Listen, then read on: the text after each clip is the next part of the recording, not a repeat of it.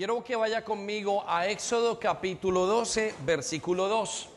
Y hoy vamos a hacer una pausa, o continuamos con la pausa que hemos hecho en las últimas 2 semanas, que tuvimos a los pastores de Portugal y de España hablando con nosotros y enseñándonos acerca de la familia. La vamos a continuar la semana que viene con la predicación acerca de los hijos. Hicimos la pausa porque queremos que todo el mundo esté, y hay gente que todavía está en vacaciones y están regresando, entonces queremos aprovechar. Pero por hoy quiero dar un mensaje que es apropiado para muchas cosas. El mensaje se llama: díganle al justo que le irá bien. Repita conmigo: díganle al justo que le irá bien. Más fuerte: díganle al justo que le irá bien. Muy bien, quiero llevarlo a Éxodo capítulo 12, versículo 2. Y una de las cosas que va pasando a medida que vamos caminando con Dios y que vamos conociendo a Jesús es que nuestra cultura va cambiando, ¿sí? Es inevitable caminar con Jesús y no tener un cambio cultural. ¿Qué significa un cambio cultural? Todo lo que hacemos, el comportamiento, las costumbres que tenemos van cambiando. Y van cambiando a medida que vamos conociendo la palabra de Dios y que vamos conociendo sus costumbres. Una de las cosas que pasa es que nos damos cuenta de que ya no somos de este mundo. Y cuando hablamos de este mundo, no es que usted no haya nacido en este mundo, sino que de este sistema en el que vivimos. Jesús, son palabras de Jesús, ustedes ya no son de este mundo. Habla de un cambio de sistema de vida. Y parte de las cosas que van cambiando son lo que hacemos, cómo miramos, cómo celebramos, cómo hablamos. Conozco casos de personas aquí en la iglesia, no lo veo todavía, porque creo que no pude venir el día de hoy, pero cuando conoció a Dios o a Jesús, cambió la manera de hablar. No fue algo que haya hecho, sino nos cuentan los que lo conocían desde hace muchos años, que era muy mal hablado. Y comenzó a conocer al Señor Jesús y su manera de hablar comenzó a cambiar. Y nos van cambiando muchísimas cosas, nuestra manera de llevar las relaciones con las parejas, con los esposos, con los hijos, perdonamos, nuestra manera de llevar nuestras finanzas, nuestra manera de llevar nuestra sexualidad, nuestras emociones, pero también tiene que ver con nuestra manera de llevar nuestra cultura personal. ¿Sí? Y una de las cosas que está pasando con eso es este fin de semana. Acabamos de terminar lo que se llama el año común obligatorio. ¿Sí? Pero para nosotros o para Dios tiene un significado diferente. Para nosotros no tiene el mismo peso que tenía hace muchos años. Y la razón por la cual no tiene mucho ese peso es porque vamos entendiendo la cultura del cielo. Pues para Dios este no es el comienzo del año. Les he explicado en predicaciones anteriores que este mes se llama el mes de enero, en inglés llano, y es el mes del Dios ídolo de los nuevos comienzos. Era un Dios que en la mitología romana, venía seguramente de la mitología griega, tenía 2 caras, el Dios llano, lo pueden mirar en Google, no ahora, pero en un rato, y tenía 2 caras, una cara barbada para el antiguo año que pasó y una cara nueva para el nuevo año. Y desde allí se desprendía esto que nosotros llamamos nuestra cultura de año nuevo. Para nosotros y para la iglesia ha ido cambiando, y espero que para usted también. ¿Por qué va cambiando? Porque va mejorando, hay ciertas cosas que van haciendo. Entonces el año para Dios comienza en realidad en abril. Repita conmigo: abril. Y en abril comienza algo que se llama un ciclo de la naturaleza que se llama la primavera. Entonces es muy común y muy lógico que el año para Dios comience cuando comienza la vida. Por eso Éxodo capítulo 12, versículo 2 dice: este será para ustedes el primer mes del año. ¿Sí? Ahora, ¿cuál es el primer mes del año? No está hablando de enero, lo estamos leyendo en enero, pero no hablamos de sino estaba hablando de la Pascua. El Señor dice que nuestro año, o el año para su pueblo, en su calendario, en su agenda, comienza el día primero de Aviv. Por eso el nombre de abril, Aviv. ¿Sí? Y es muy importante que eso vaya cambiando, porque algunos de ustedes no se comieron las 12 uvas anoche o hace 2 noches, y no quiero que se sienta mal. Tampoco quiero que sufra. Hay dos jóvenes que me tocó muy cercanos y dijeron, si no podemos salir en Nochebuena, sentimos que nuestro año no ha podido cambiar y no nos va a ir bien. Algunos de ustedes no se cambiaron su ropa interior de colores y tampoco es un problema si no salieron en la maleta a dar vueltas en la noche. No se preocupe, si usted se fue a dormir temprano, está bien. ¿Por qué? Porque vamos un momento a Isaías capítulo 3, versículo 10.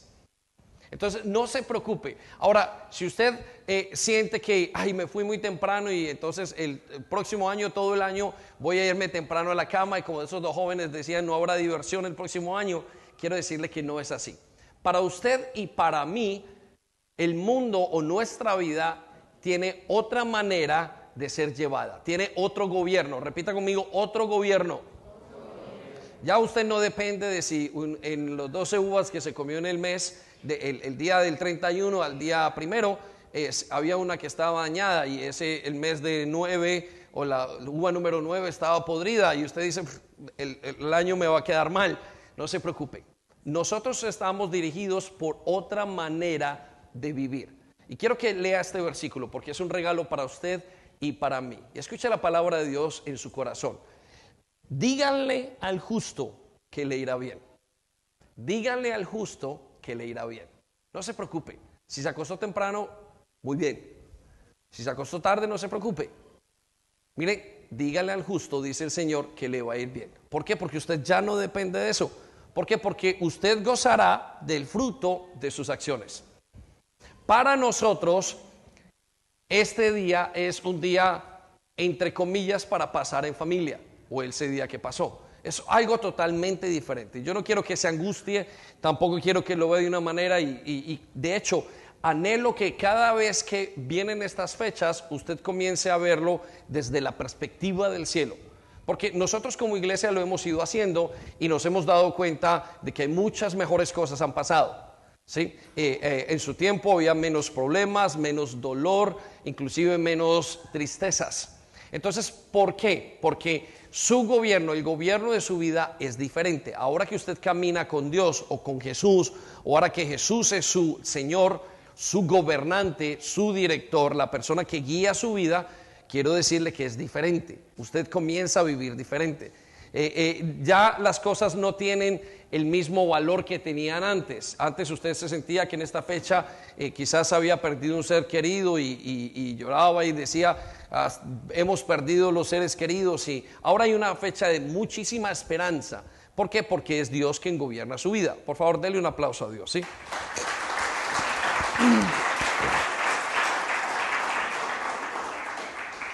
Entonces, qué bueno que no dependemos de uvas, que no dependemos de ritos, de agüeros y que, escuche esto, no dependemos ni de promesas.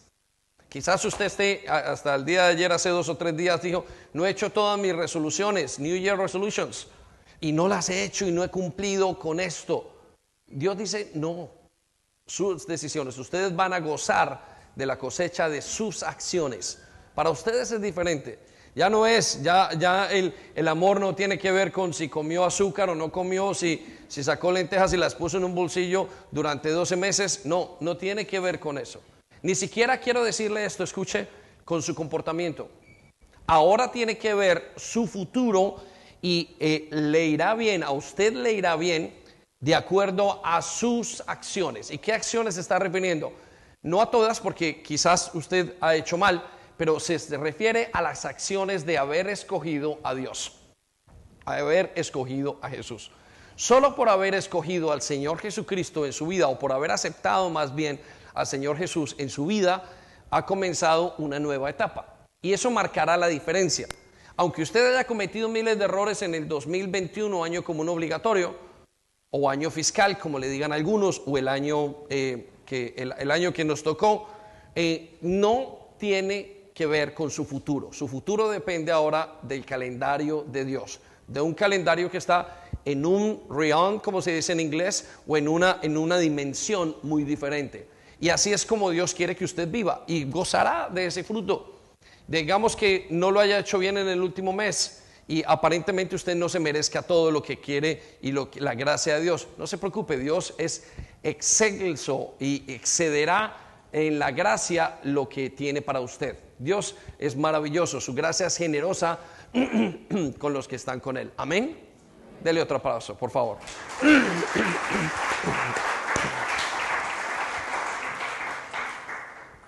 Ahora sí tenemos que reconocer un aspecto importante en esa cosecha, que Dios dará toda la cosecha.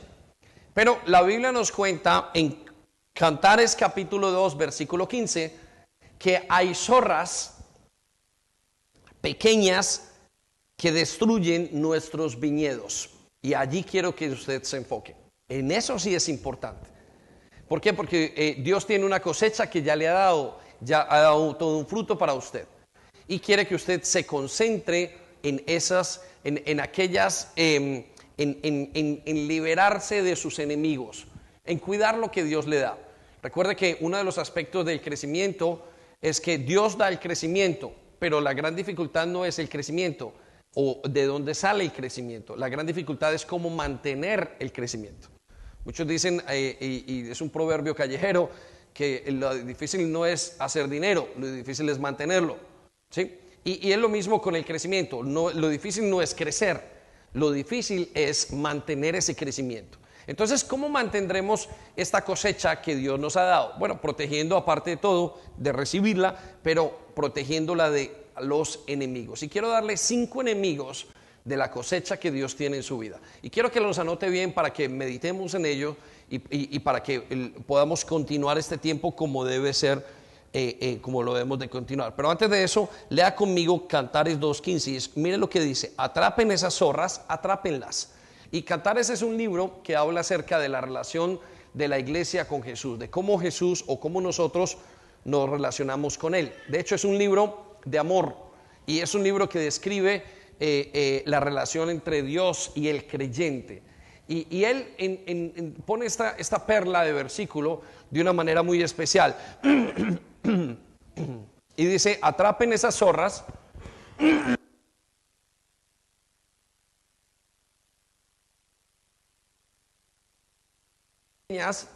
destruyen nuestros viñas. Repita conmigo: aunque pequeñas. Mire, aunque son cositas pequeñas, destruyen todo el viñedo. Y eso es cierto.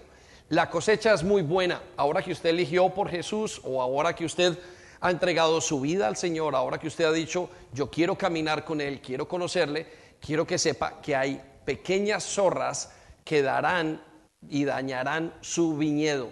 Y a veces nos preocupamos por los grandes eventos, pero no nos preocupamos por esas pequeñas zorras, por esas pequeñas cosas que dañan nuestra cosecha. Y Dios quiere que esa cosecha de amor con Él, ese resultado de su unión con Él,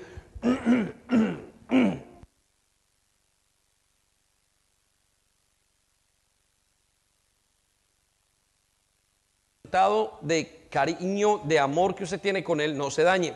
Porque mire lo que dice al final del versículo: destruye nuestras viñas que apenas están en ciernes, que apenas están floreciendo. Entonces Dios dijo: no se preocupe por lo demás, dígale al justo que le irá bien, que se gozará con su cosecha.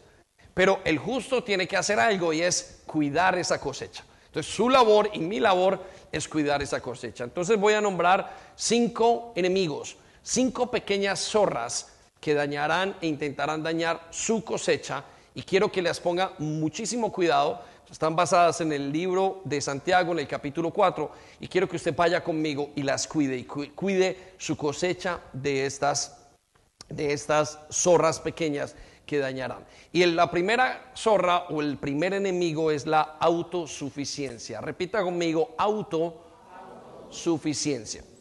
Vaya conmigo a Santiago capítulo 4, versículo 6. Increíblemente, y para nuestro concepto y nuestra humanidad, Dios no rechaza al ladrón, al pedófilo, al violador, al terrorista. Solamente en la palabra de Dios hay una sola persona o un solo caso que Dios no ve, que Dios no trabaja. Dios dice: trabajo con todo el mundo, en la posición que venga, desde cómo venga. Vengan medio quebrados, medio tuertos, vengan sin un brazo, vengan con un pecado gordo, con un pecado pequeño. Pero la única persona con la que Dios no va a trabajar en toda la Biblia, que nos dice que Él no está dispuesto a vivir, que no está dispuesto a trabajar con esa persona, a caminar con esa persona, es el orgulloso. Repita conmigo, orgulloso. Y mire lo que dice Santiago 4:6. Él da gracia con generosidad. Él da cosecha con generosidad.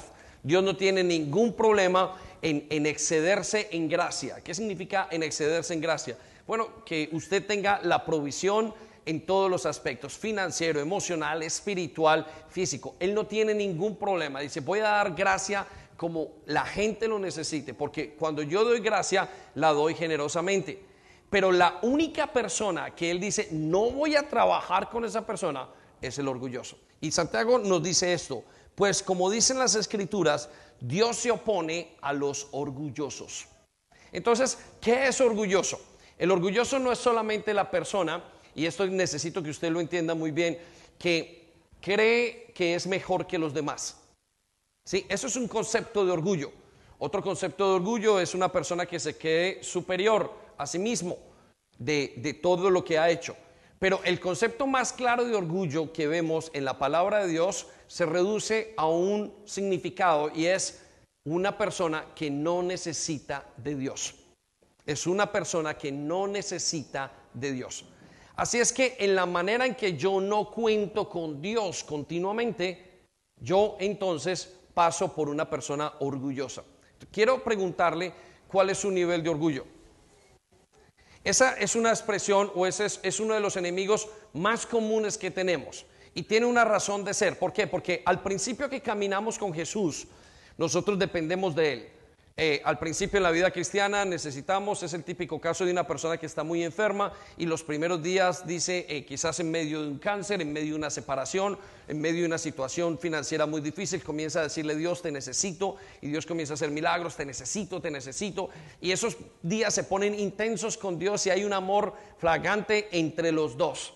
Pero pasando el tiempo, cuando no hay dificultades, la persona tiende a hacer su vida, o tendemos a hacer nuestra vida separada de Dios. Oramos menos, leemos menos, nos volvemos profesionales en la vida cristiana. Y el problema de la vida cristiana es que es imposible vivir sin estar sometido a Dios. Cuando una persona vive una vida, la vida cristiana, sin comunión con el Espíritu Santo, es decir, en autosuficiencia, es una persona que es orgullosa. Es una persona que está viviendo una vida religiosa. Y quiero decirle esto: usted y yo, uno de nuestros más grandes enemigos es vivir una religión. ¿Por qué? Porque la religión cambia el concepto de relación. La religión es algo que yo hago continuamente para satisfacer un rito. Una relación es algo que yo hago porque estoy en comunión con esa persona. ¿Sí? Y todos vivimos un tipo de religión o un tipo de, inclusive en nuestras relaciones con nuestra esposa, con nuestros hijos, podemos hacer o una religión o una relación. Sí, me llaman el esposo de Sandy, pero no necesariamente yo me tengo que comportar como el esposo. Yo puedo vivir una especie de religión. Estoy viviendo en una manera de hacer las cosas para aparentar que soy y que soy su esposo y que tenemos una buena relación, pero en la intimidad no tener nada. ¿Sí? Bueno, es lo mismo que pasa con Jesús. De la misma manera que hacemos nuestra vida con la gente, y que hacemos y que mantenemos nuestra opinión o nuestra imagen, es lo mismo que hacemos con Dios con el tiempo. Y eso significa que nos hemos vuelto religiosos. ¿Por qué? Porque nos volvemos autosuficientes. Decimos, creemos en Él, nuestros labios hablan de Él, pero nuestro corazón está lejos de Él. Y esa pequeña zorra va viniendo cada día en la mañana, cuando yo no tengo un tiempo devocional con Él, cuando yo ya no leo la palabra de Dios, cuando yo ya no tengo un tiempo en el que yo le doy a Dios. Entonces quiero preguntarle, ¿cuántos de ustedes están luchando con esta zorra? ¿Cuántos de ustedes luchan con eso? Y si usted está luchando, bueno, es lo mejor que puede hacer. Pero si no se encuentra luchando con este espíritu, con esta zorra, que es la autosuficiencia, que con el tiempo uno le va quitando al Señor Jesús. Al principio uno le dice: Señor Jesús, conduce tú, maneja tú. Y Él se para ahí y luego le dice: no, déjame manejar a mí. y ya deja al Señor de conducir y uno se pone al volante.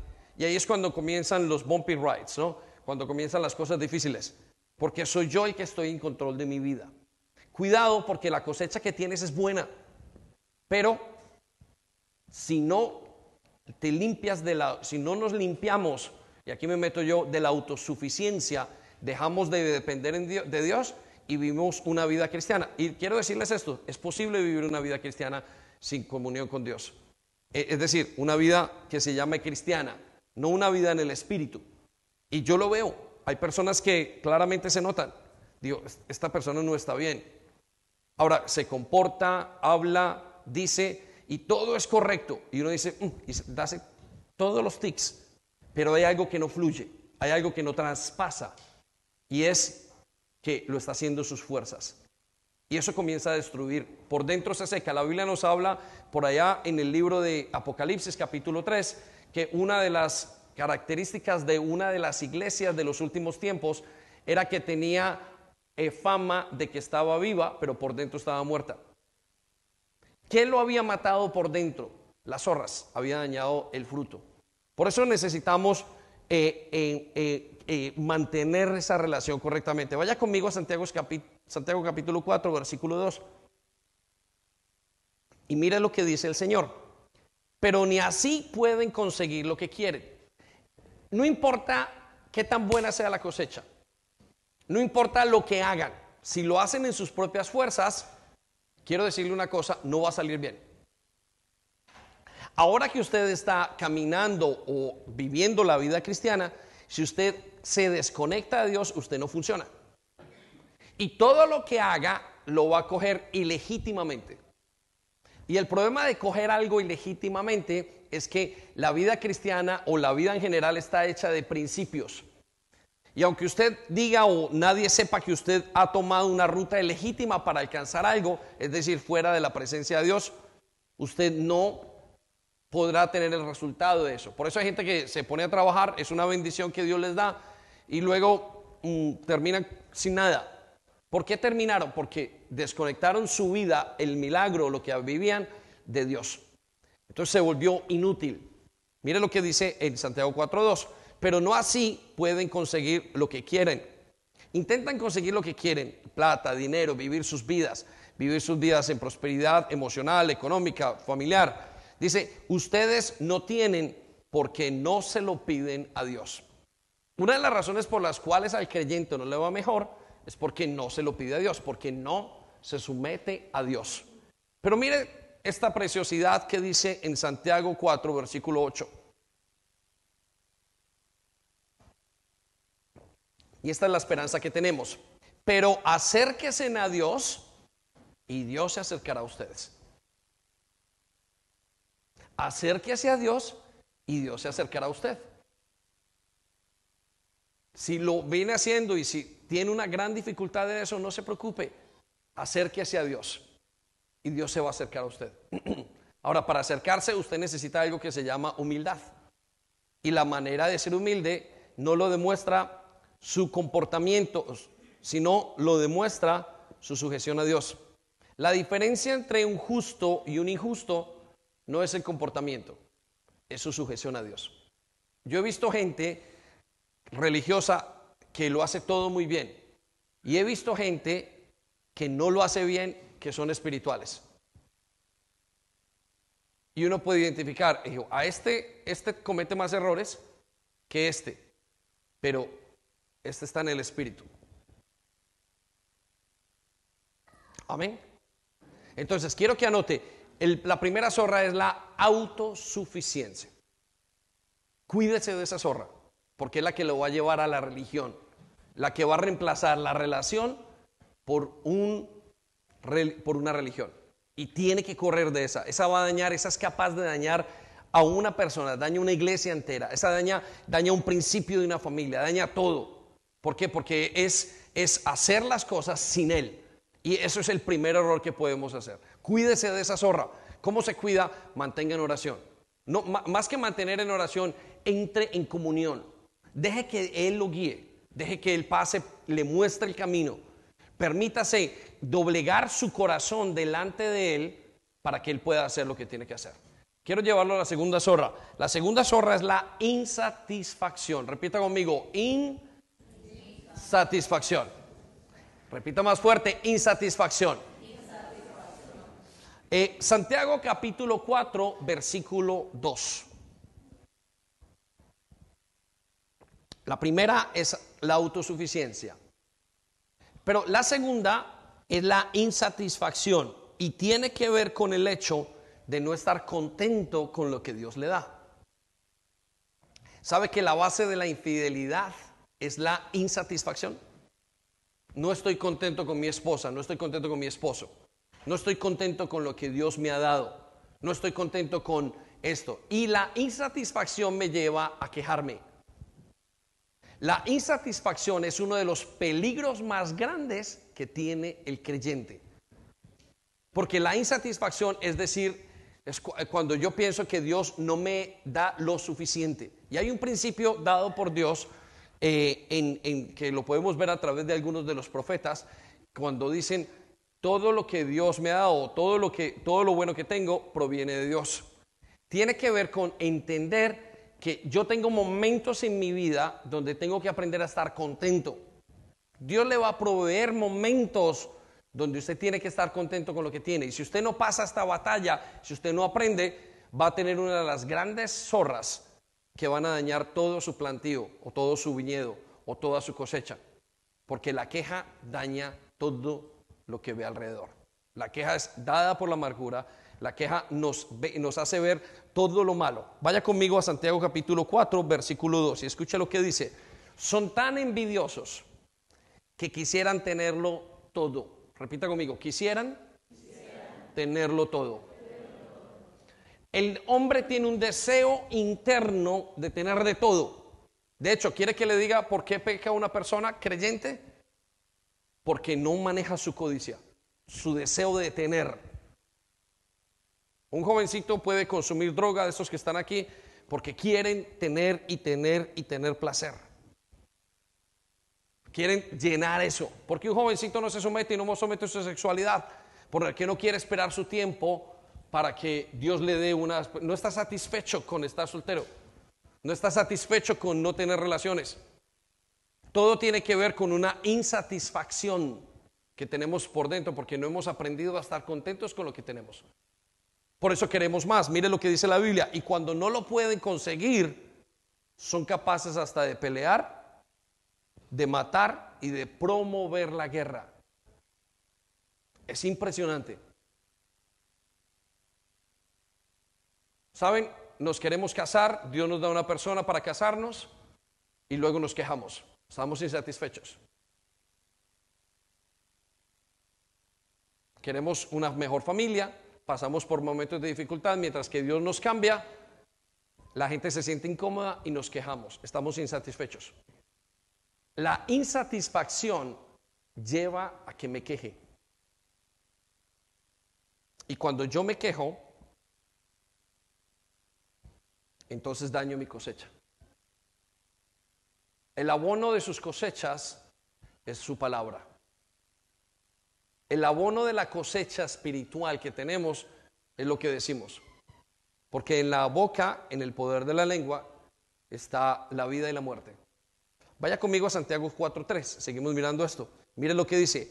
Y aun cuando se lo piden, en medio de esta insatisfacción hacia Dios y cuando quieren trabajarlo, tampoco lo reciben. ¿Por qué? Porque lo piden con malas intenciones y desean solamente lo que les dará placer. La insatisfacción hace que yo llene ese deseo que tengo por placer continuamente. ¿Sí? Piensen esto en este momento. ¿Dónde ha pecado? ¿O dónde peca usted? En cosas que está insatisfecho. ¿Por qué? Porque allí usted cree que o Dios no puede, o Dios no es capaz, o no cree que tenga que esperar a Dios, o falta de gratitud, o no conoce a Dios. Yo creo que una de los deseos del pecado, cualquier pecado, el que sea, robar, matar, el orgullo, es insatisfacción personal. La raíz es insatisfacción, es querer tener algo más. Y cuando decimos y cuando caemos en la insatisfacción por lo que tenemos, por eso las personas que se dicen melancólicos y que se quejan mucho, luchen con la debilidad de la crítica. No me gusta. Es que la iglesia debería ser así. Es que el matrimonio debería ser así. ¿Saben qué pasa? Que estamos abriendo la puerta a la murmuración y la cosecha se nos va a dañar. La murmuración es como una plaga.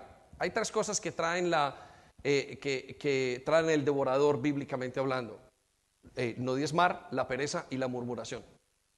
Y la murmuración acaba con todo, porque le abre una puerta a la plaga que daña la cosecha. Lo que usted habla tiene muchísimo poder. Entonces, ¿qué hacer con la insatisfacción? Ahora, con esto no quiero decir que no se conforme a ciertas cosas o que se conforme con todo, más bien. No, usted tiene que querer hacerlo mejor, pero tiene que tener cuidado con la insatisfacción, porque la insatisfacción nos lleva a quejarnos y hay miles de razones por las cuales yo me pueda quejar. Y hay solamente una para no quejarme: la gratitud a Dios. Miren, usted se puede quejar que la iglesia hoy está abierta a las 12, ¿por qué no la abrimos a las 11? ¿Por qué no la abrimos a la 1? ¿Por qué no la abrimos un sábado? Hay miles de razones. Usted se queja hoy porque no le hicieron en su comida, no le cocinaron, porque se lo hicieron frío, se lo hicieron caliente, es mucho, es poco. Hay miles de razones para uno separarse en un matrimonio. Miles. Deja la ropa desorganizada, hay muchas razones para pelear. Deja las llaves abiertas, las luces encendidas, lo que usted póngale nombre. Hay miles de razones y solamente una: la unidad, para no quejarse. No me puedo quejar porque esto es mejor de lo que puedo tener, es mi gratitud. Y cuando nosotros decimos que estamos contentos, decimos lo que queremos decir en pocas palabras: es que Dios es bueno con nosotros. Porque ¿quién es el proveedor de su vida? Dios. Cuando yo me quejo de mi esposa, digo: oh, Señor, la mujer que me has dado, o los hijos que me has dado, estos hijos si son malos, esta mujer si es mala. Yo le estoy diciendo: Dios, lo que tú me has dado, tu provisión es mala en mi vida. Lo mismo son los padres. Entonces, mucho cuidado, porque a pesar de que Dios dice: dígale al justo que le irá bien, usted puede dañar su cosecha si permite a la zorra de la insatisfacción entrar. Pero escuche lo que dice Filipenses 4:1. Y eso son noticias maravillosas. No digo esto porque esté necesitado, dice Pablo. Y aquí viene esta parte importante: pues he aprendido a estar satisfecho. Repita conmigo: he aprendido, más fuerte, he aprendido a estar satisfecho en cualquier situación. Pablo aprendió que se puede estar satisfecho. ¿Y cómo lo aprendió Pablo? A través de la comunión con el Espíritu Santo. Porque cuando usted se va a quejar en ese momento, usted tiene que decir: Ahora esta mañana tenía una razón grande para quejarme, de acuerdo a mi concepto a mi regla de queja. Y dije: Señor, no puedo permitir dañarme el día, porque esto me va a dañar. El que me conoce sabe que la amargura es uno de mis puntos débiles. Y cuando pensaba, dije: Señor, veo cubrir toda esta situación con tu amor, porque tu amor cubre multitud de pecados, multitud de faltas. Lo que me lleva a entender que cuando yo veo muchas faltas, tengo poco amor. ¿Estamos? Cuando yo veo muchas faltas, tengo poco amor. Porque el amor cubre multitud de pecados. Cuando yo le veo muchas faltas a mi esposa, a mis hijos, a mi vida, cuando yo veo mucha falta en mi iglesia, lo que me falta es amor. Y me recordaba algo que he aprendido de siempre, y es que lo que va a sostener la iglesia a través de los tiempos es el amor. No hay nada más. lo que va a sostener la iglesia o el espíritu, lo que sostiene el vínculo es el amor. Es lo que cubre multitud de pecados. ¿Saben? Descansé. Aprendí esta mañana otra vez a estar satisfecho. Amén. Denle un aplauso a Dios. Venga.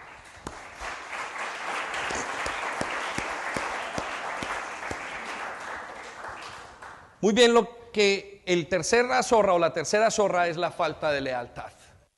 Hemos visto la primera es la autosuficiencia, la segunda es la insatisfacción, pero la tercera zorra que daña nuestro matrimonio con Dios es la falta de lealtad. Y la falta de lealtad se nota en muchísimas cosas. Una vez que estamos caminando con Él, Él espera que seamos uno con Él. Y a muchos de ustedes, inclusive los mismos casados, les es difícil de comprender esto.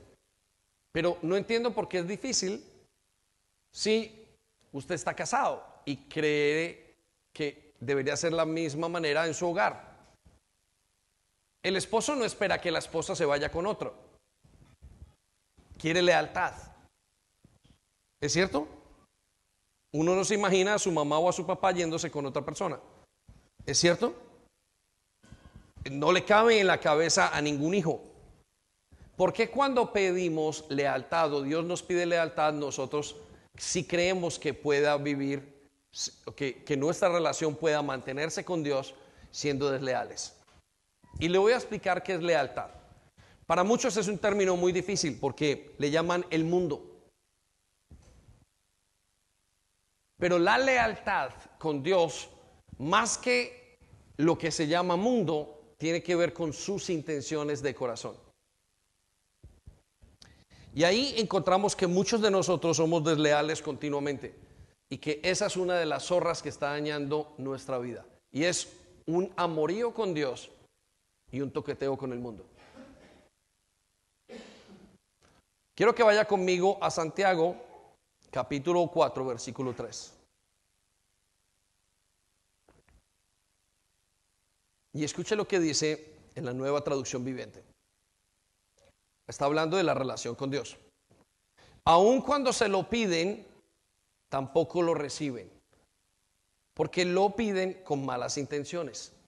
Aun cuando están caminando con Dios, las intenciones de corazón siguen siendo malas. ¿Sí? Aun cuando se lo piden, no lo reciben porque los deseos en el corazón no son limpios. ¿Están acá, iglesia? Dice, desean solamente lo que les dará placer. Ojo, una de las cosas que de la insatisfacción que nos lleva es a la falta de lealtad. Porque a pesar de que Dios nos da todo, queremos un poquito de afuera. Versículo 4. Adúlteros, ¿no se dan cuenta que la amistad con el mundo los convierte en enemigos de Dios? Miren, esto es más serio de lo que pensamos. Esto es mucho más serio de lo que nosotros pensamos. Y estamos en una guerra súper fuerte. Cuando usted comienza a caminar con Dios, continuamente hay una fuerza superior, muchas veces, o una fuerza sobrenatural, vamos a decirlo más que superior, sobrenatural, que insiste en que usted le sea infiel a Dios. Entonces, ¿a qué se refiere esa infidelidad? Se lo pongo de este punto de vista para que lo entendamos. Dios quiere el primer lugar. El primer lugar. Cualquier otro lugar es infidelidad. ¿Cuál es la prueba entonces de fuego que usted y yo hacemos o que deberíamos hacer para saber qué es, si somos infieles o no? La prueba de fuego consiste en esto. Si lo que hago, cuando lo pienso, cuando lo hablo, cuando lo voy a hacer, pienso que primero Dios. Todo número de ahí para atrás es infidelidad. Se lo explico de esta manera. Un día le decía a uno de los chicos, pero papá, no lo hice, pero luego lo hice con Dios. Y eso me dio a entender una cosa, que no importa si Dios está en el segundo lugar o en el lugar es lo mismo que estar en el lugar 1.000.000 en la lista de prioridades. Dios no puede estar ni en el 2 ni en el 3, ni en el 100.000, ni en el 20.000, ni en el 1.000.000. Tiene que estar en el primer lugar. Y todo en la vida está diseñado para meterse en el primer lugar de Dios. Su trabajo, las relaciones, sus afectos. Estos jóvenes, llega una noviecita y el deseo sexual los pone al frente. ¡Pum! Y se le cruzaron a Dios. Los hijos. Una de las grandes pruebas de Abraham, o lo que Dios le pidió a Abraham, era que sacrificara a su hijo. Dios no acepta sacrificios humanos bajo ningún concepto. La única razón que Dios pidió sobre Abraham es para definir quién era en su corazón, qué era lo primero. A pesar de que Dios le había prometido a Abraham ese hijo, Dios quería saber si él era primero. Es la enseñanza que tiene ese momento o esa escena donde Abraham va a sacrificar a su Isaac. Y la vida es un continuo sacrificio de lo primero. La vida es un continuo esfuerzo. La vida cristiana es un continuo esfuerzo de quitar esto y poner a Dios de primero. Mis finanzas, pongo mis diezmos, poner a Dios de primero sobre mi dinero. Mi tiempo, poner a Dios de primero. Es una lucha continua. Es una lucha de lealtad. Repita conmigo, es una lucha de lealtad. Por eso la prueba es, ¿qué va primero? ¿Qué hago? ¿Hago una rumba o pongo a Dios de primero? En mi dinero, ¿cómo hago para poner a Dios de primero? Mi trabajo, mis relaciones, mi esposo, ¿qué está primero? ¿Cómo hago? Y muchas veces son cosas buenas. Dios me regaló a mi hija hace 11 años y habíamos tenido ya 3 varones. Y Dios me había regalado 3 varones, por decirlo así. Y era la niña. Y a veces esos niños son tan lindos y muchos padres los ponemos de primero. ¿Cómo los ponemos de primero? Cuando no los disciplinamos. Por ejemplo, ¿quién es primero? El niño. Bueno, Señor, pero no quiero que sufra. Tú eres el segundo, pero Él es el primero. Todo lo indica sus prioridades.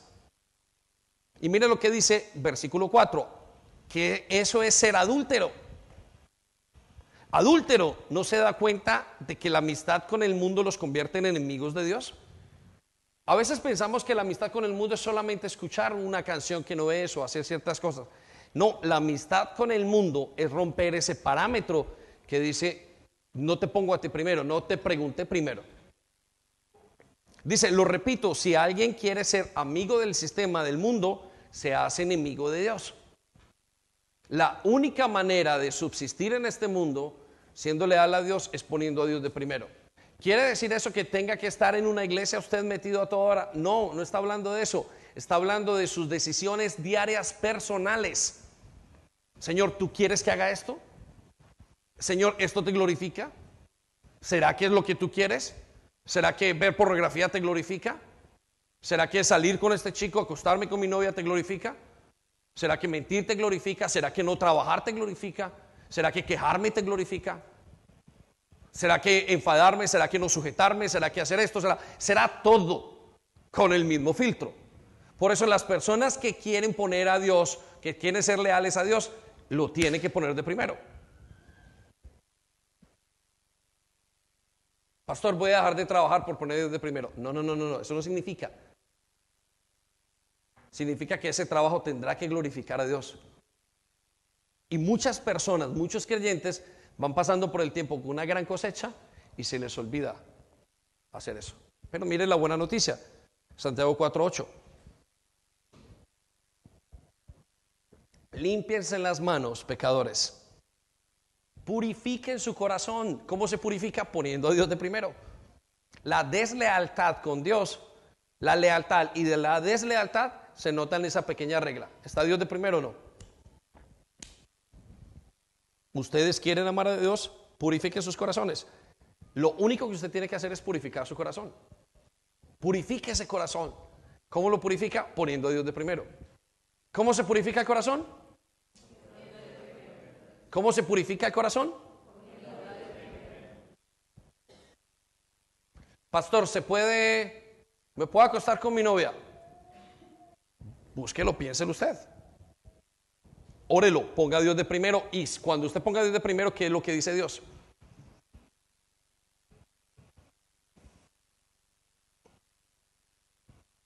Amén. Están muy callados. Hay mucha. Cuarta zorra, vivir en guerra. Quiero que vaya conmigo rápidamente a Santiago capítulo 4, versículo 1. Miren, no hay nada que dañe más la cosecha espiritual que la guerra continua interna. La guerra en los hogares. Creo que Satanás, más que hacer el daño, cansa, agota. Satanás tiene una manera de hacer las cosas que primero nos hace pecar y luego nos dice, ¿viste cómo lo hiciste? ¿Viste? Y nos acusa y nos acusa y nos acusa y nos acusa. Entonces, el daño más grande, la estrategia satánica más grande que hay, no es que hoy se me aparezca una tentación, lo que sea, es que yo me agote diariamente. Por eso muchos en sus casas tienen una relación agotadora con sus hijos, muchos en su casa tienen una relación agotadora con su pareja, muchos en sus casas tienen una relación agotadora consigo mismos y con la gente. Y lo que está haciendo es quitando, poco a poco, es una pequeña zorra. Es como cuando uno va en un coche y va perdiendo un poquitito de aceite, drop by drop. Mire lo que dice en Santiago capítulo 4, versículo 1. ¿Qué es lo que causa las disputas y las peleas entre ustedes? ¿Qué es lo que causa todas esas cosas? ¿Qué es lo que causa ese conflicto mental? A veces usted tiene una bipolaridad espiritual. Hoy amo a Dios, mañana no lo amo. Hoy vivo en una guerra interna. Hoy quiero alabarle. Hay unos de ustedes que estaban aquí hoy queriendo alabar y otros estaban con conflictos afuera. Si canto, si alabo, no soy digno de alabar, son conflictos y guerras internas. Y cuando esta guerra pasa dentro del corazón, se transmite a las demás personas.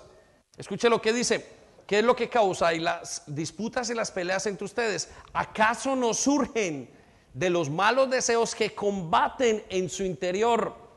Repita conmigo, que combaten en su interior.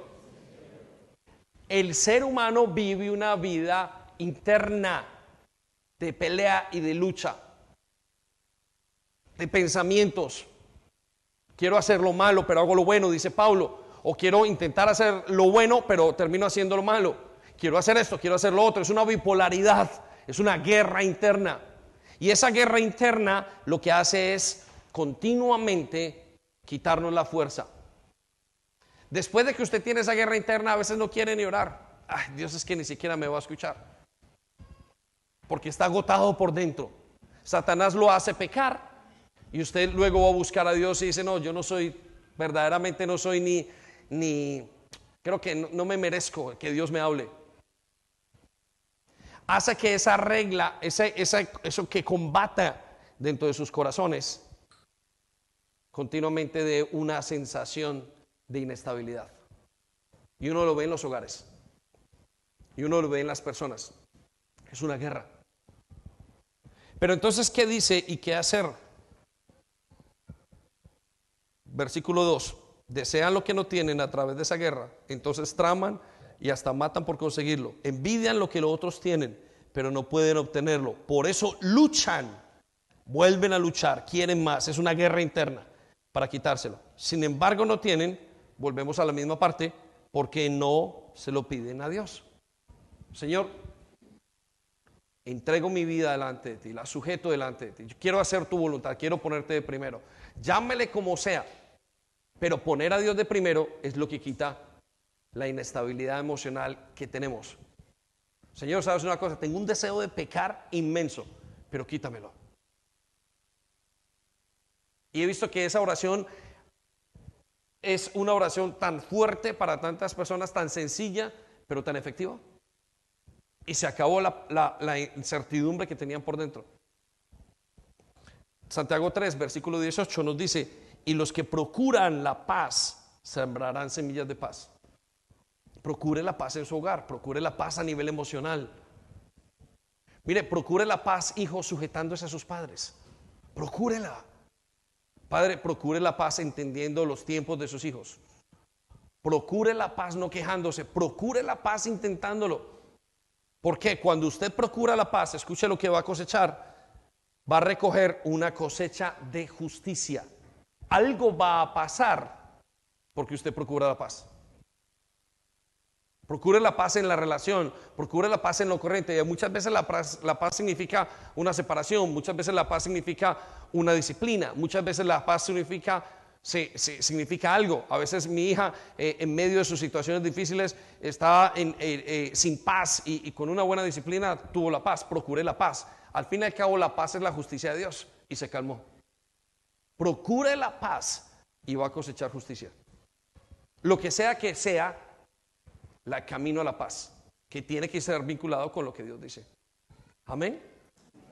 Por último, los dejo con la última zorra y una de las más dañinas, la zorra de juzgar a otros. Iglesia, quiero que comprendamos esto. Mucha de nuestra cosecha la dañamos nosotros mismos y le echamos la culpa al diablo. Y fuimos nosotros quienes la dañamos porque no hemos comprendido un concepto eterno o un principio eterno. La boca tiene un poder más allá de lo que nos imaginamos. El mundo entero fue hecho a través de la palabra. Dice la Biblia que Dios habló e hizo todo. Lo que hablamos tiene mucho poder hacia otras personas, hacia nosotros mismos. Vivimos metidos en automaldiciones o maldiciones autoimpuestas. Yo no sirvo para nada, yo no puedo hacer, yo soy una basura. A veces hasta bromeamos con esas cosas y perdemos el poder o perdemos de vista el poder que tiene la palabra sobre nosotros. Pero quiero llevarlo a un aspecto muy importante de nuestro día a día y es juzgar a otros. Vaya conmigo a Santiago capítulo 4, versículo 11. Y necesito que usted entienda su papel. El grupo de alabanza me puede acompañar. Santiago capítulo 4, versículo 11. Vaya conmigo muy detenidamente y escuche lo que quiero que entienda lo que vamos a leer, porque esto va de su posición y mi posición.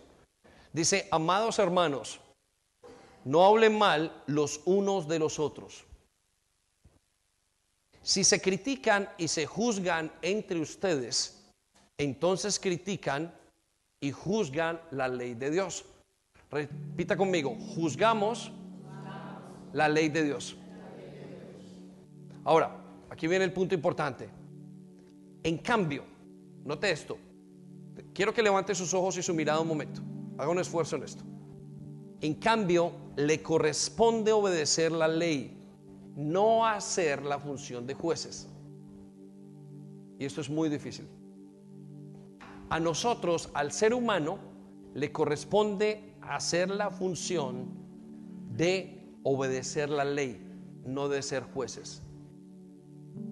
¿Y por qué le digo esto? Porque la gran mayoría del día, del tiempo, estamos juzgando a los de nuestra familia, a los de nuestra iglesia, a los de otros lugares, hasta nosotros mismos. De hecho, usted y yo podríamos pensar que es muy difícil vivir una vida sin juzgar.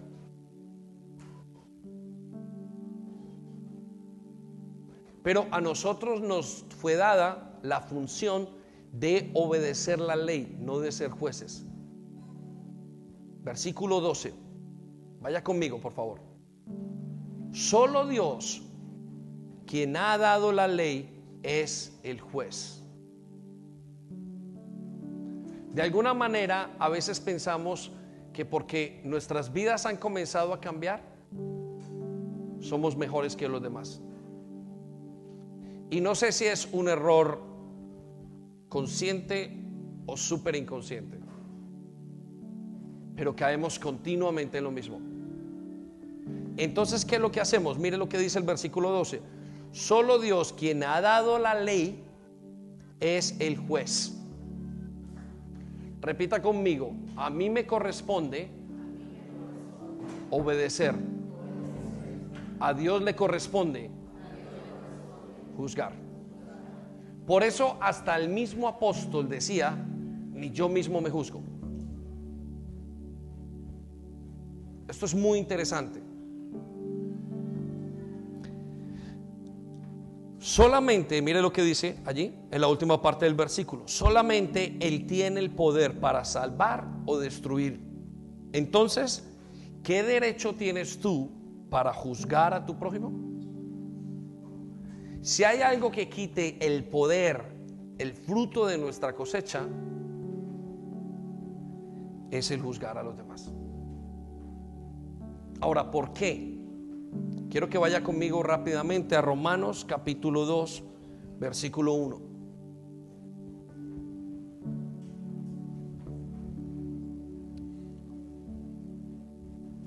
Y este es el efecto, es un efecto muy serio en nuestra vida. Nuevamente, esto es un principio espiritual. Tal vez crees que puedes condenar a tales individuos, a tu esposo, tu esposa, a tus hijos, tú mismo, pero tu maldad es igual que la de ellos. Por eso es que no podemos juzgar, porque nuestra maldad es igual. La Biblia dice que aunque rompamos un mandamiento, ya hemos roto todos. Entonces no tenemos una base que nos justifique para juzgar. Entonces, ¿qué pasa cuando juzgamos? Aquí viene: y no tienes ninguna excusa. Pues cuando dices que son perversos y merecen ser castigados, aquí viene el punto, necesito que haga un círculo sobre esa palabra: te condenas a ti mismo. Cuando nosotros juzgamos, nos condenamos a nosotros mismos. ¿Ha visto un hijo que le dijo a su papá: nunca haré, dijo de su papá, lo que ese hombre, ese desgraciado hizo? Y él termina haciéndolo en su hogar.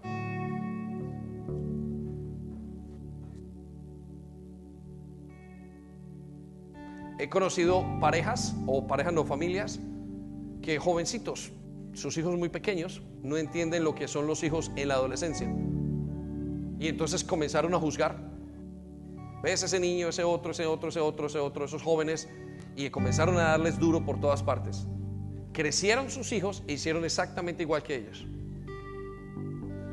Venían de familias correctas o familias bien estructuradas, pero la lengua del juicio los azotó. He conocido gente que, juzgando en la queja, se volvieron e hicieron exactamente lo mismo de lo que juzgaban. ¿Por qué? Porque cuando juzgamos, cuando nos quejamos, nos juzgamos, quedamos bajo esa misma condena, porque le estamos diciendo a Dios: Dios, tú no eres el juez, déjame, yo me siento y juzgo. Caemos en un pecado mucho mayor que daña nuestra cosecha.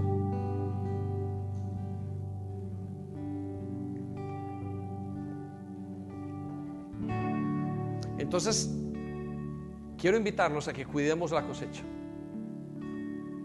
No necesitas uvas, no necesitas agüeros, no necesitas ni estar ese día, ni celebrarlo. No necesitas nada. Si puedes pasar con tu familia, genial. Si lo pasaste, si dejaste de llamar o no llamaste, no importa. Todos son tiempos de Dios. Pues Dios dijo: dígale al justo que le irá bien. Dile a CCI que les va a ir bien, que van a recoger de la cosecha de sus acciones. Pero CCI necesita cuidar las zorras. Siempre les he dicho: la iglesia nunca se daña desde afuera, siempre se daña desde adentro. Vamos a ponernos en pie, muy despacio.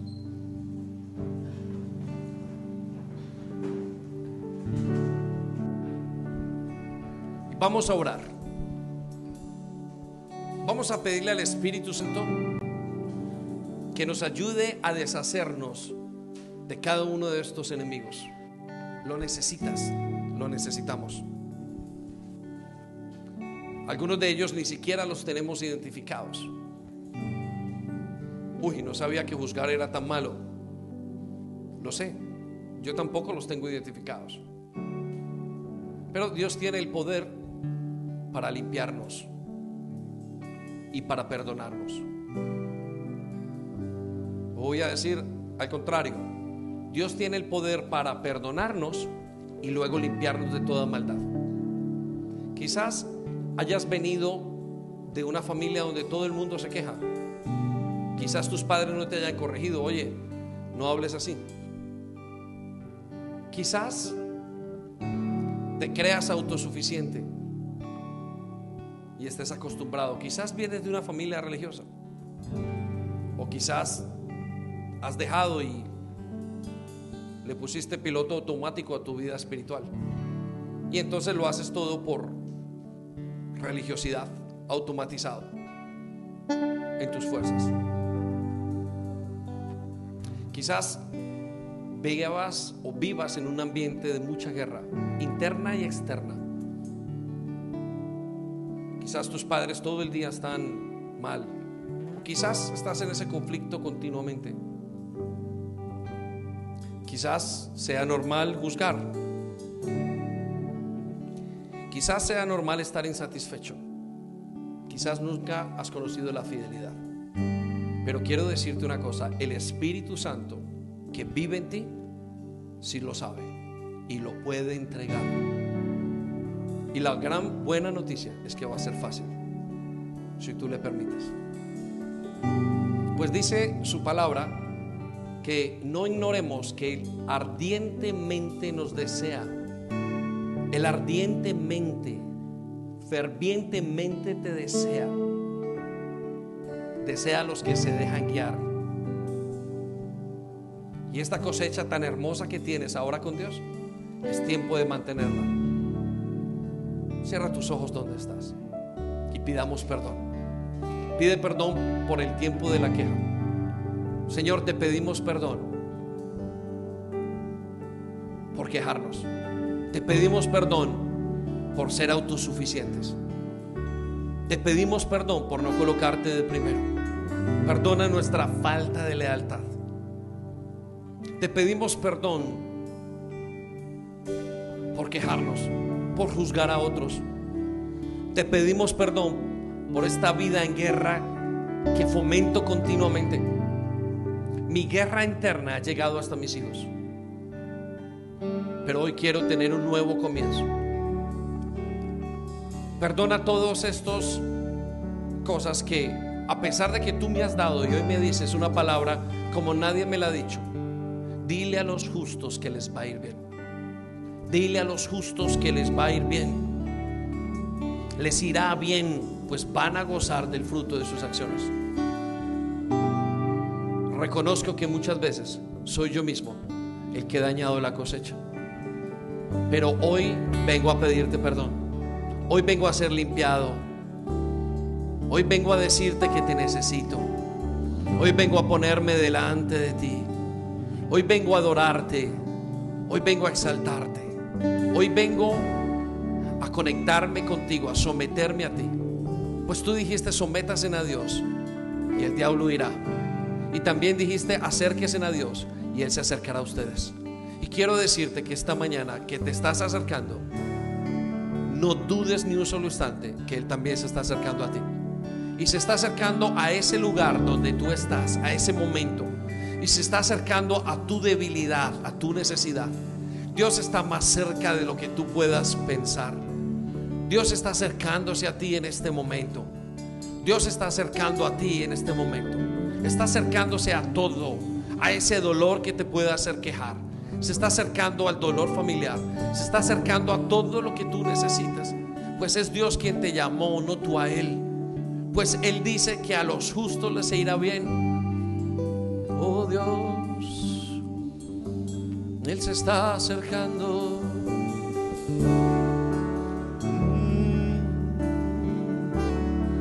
Te queremos contemplar. Te queremos contemplar, acercándote a nosotros, haciendo un puente entre tú y nosotros. Esta mañana deja que el Señor se acerque, que te abrace. Si llevas mucho tiempo siendo religioso, no pasa nada. Hoy Dios te puede acercar.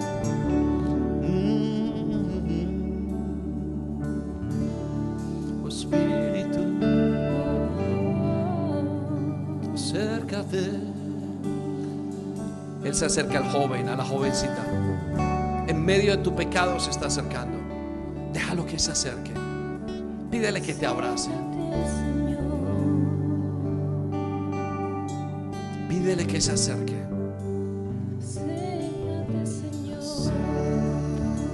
Está llenando toda insatisfacción.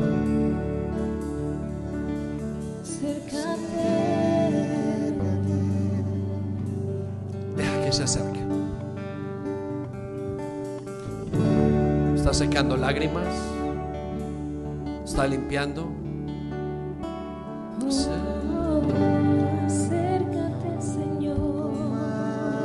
Esto es lo que necesitamos el día de hoy. Pues este sistema que va en tu contra es difícil. Pero si tú te acercas a nosotros, cosecharemos justicia para nuestra familia, para nuestro hogar. Estamos sedientos.